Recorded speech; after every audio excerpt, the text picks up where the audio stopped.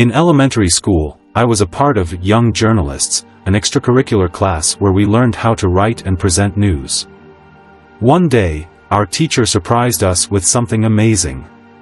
She got in contact with the biggest national radio and they agreed to let us come to their headquarters to present a news segment on live air.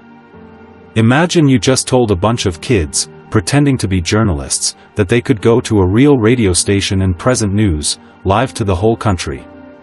You cannot imagine our excitement when we heard this. I was hyped all week. This was the most amazing thing that had happened to me. But then, the night before, I got sick.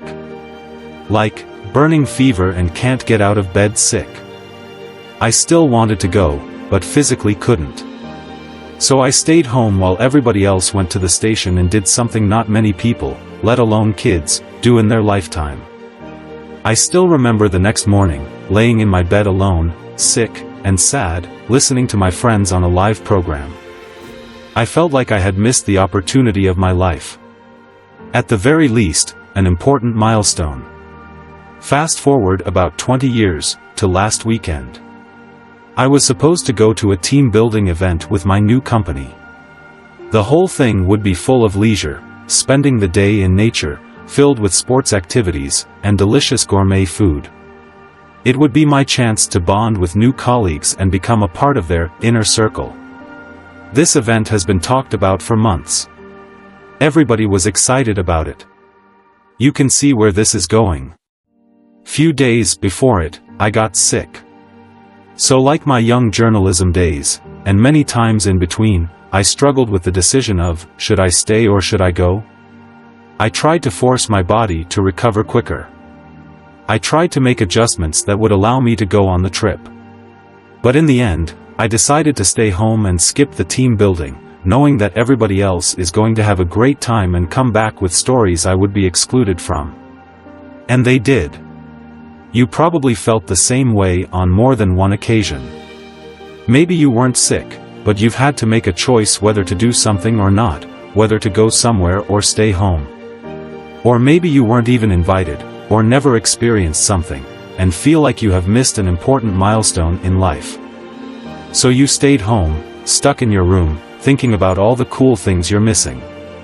Everything that's potentially going to happen that you wouldn't be a part of. You know exactly what you would gain from those experiences, if only the circumstances were different. But did you ever ask yourself, what would I lose by staying home? Seriously, how will your life be different tomorrow if you don't go to that party, corporate event, or whatever? Is your life going to be worse? Is it really that big of a deal if you don't go? Pretty soon, you realize, it doesn't matter as much as you think. Yes, you will miss out on a few stories and private jokes.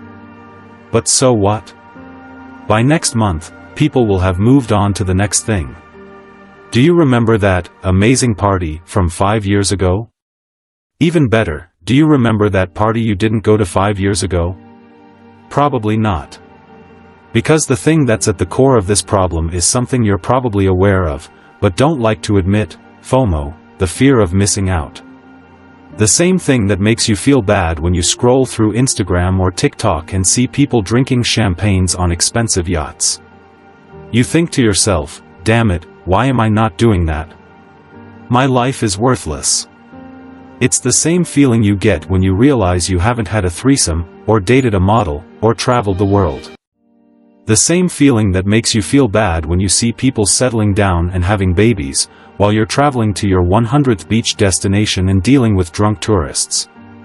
You think your life is worth less because you missed out on those experiences. But will they still matter a year from now? 5 years from now? 20? Is your life better today because you did something cool 5 years ago?